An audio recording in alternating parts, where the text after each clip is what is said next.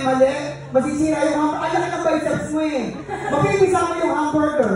Tapos pag kinagat mo, malungkot ka muna. Tapos pag kinagat mo, doon ka sasaya. Okay? Hindi natin. Take 2. Action! Ang sarap! Ano ba Japanese ka? Ayan. Oh, wow! Alam mo naman ako shampoo commercial ko. Turn right. Okay, kahit shampoo commercial nga na gusto ko yung ganyan yung buhok mo. Ganyan. Tapos, ikot. Yan! Wait lang. Di ba sabi ko sa inyo, good looking? Good looking, di ba?